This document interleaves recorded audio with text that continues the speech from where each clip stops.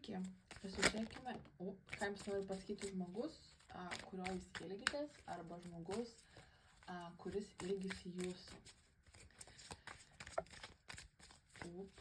Iškart iškrito monetų tūzas, tas žmogus galvoja, ką jums galėtų pasiūlyti. Tas žmogus dirba link kažkokio tai pasiūlymo.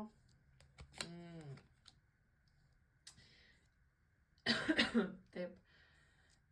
Panašu, kad tas žmogus yra gana šaltas dabar, arba atrodo jums gana šaltas. Apačioje yra karalius taurių. Nors ir atrodo šaltas, iš tiesų jis turi jums daug jausmų. Atsiprašau, daug apie jūs galvoja, bet atrodo šiuo metu gana atsitraukęs, atsiskyręs. Panašu, kad jūs kažkaip abudu nusprendėte, kad reikia jums judėti į priekį, lyg tai nėra tinkamas laikas arba tinkama situacija. Gal jūs nesate toj pačioj gyvenimo pozicijoje dabar, arba esate labai skirtingi. Tas žmogus sako, aš atsitrauksiu, aš paleisiu, bet aš dirbsiu ties mumis, aš bandysiu kažką dar daryti, aš nepasiduosiu. Jeigu galvojate, kad tas žmogus yra pasidavęs, tai ne. Labai ryškus yra vandens ženklai ir žemės. Tai jautis, ožiaragis mergelė, arba vėžys, skorpionas, žuvis.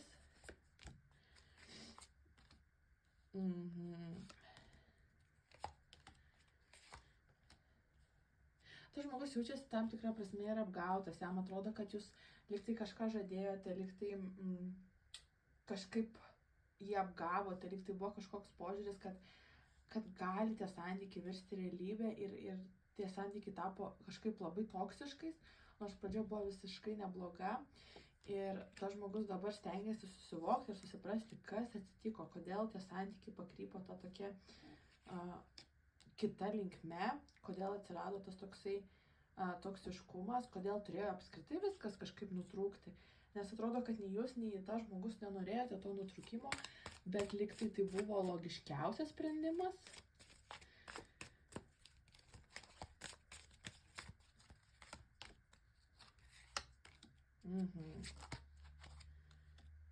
Taip.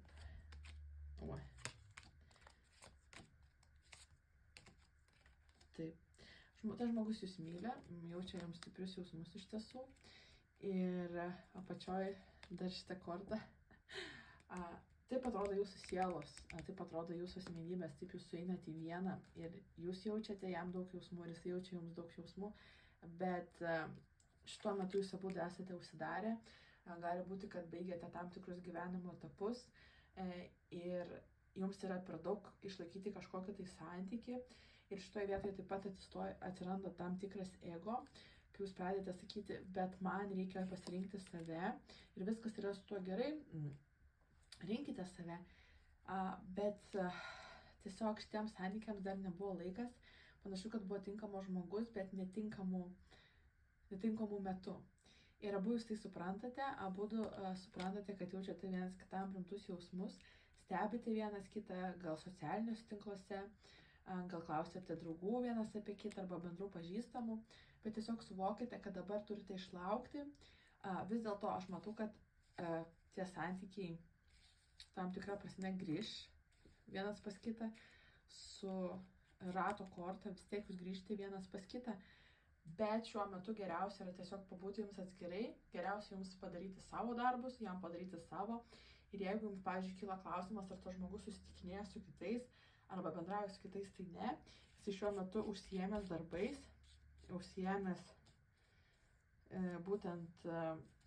užsiėmęs, kad galėtų padaryti tai, kas būtina, kad galėtų būti su jumis arba grįžti į jūsų gyvenimą. Tai išties šiek tiek liūdnokas tas būrimas, nes kortos rodo, kad jūs kaip ir norėtumėte būti kartu, jums kaip ir lemta būti kartu, bet tiesiog susitikote dar netinkamų laikų. Tai dirbkite ties savimi, leiskite tam žmogui dirbti ties juo ir tikėkime, kad greitu metu galėsite grįžti kartu į uniją. Taip pat laikmetį 444 gali būti jums labai svarbus ženklas arba galite matyti tą skaičių. Sėkmės!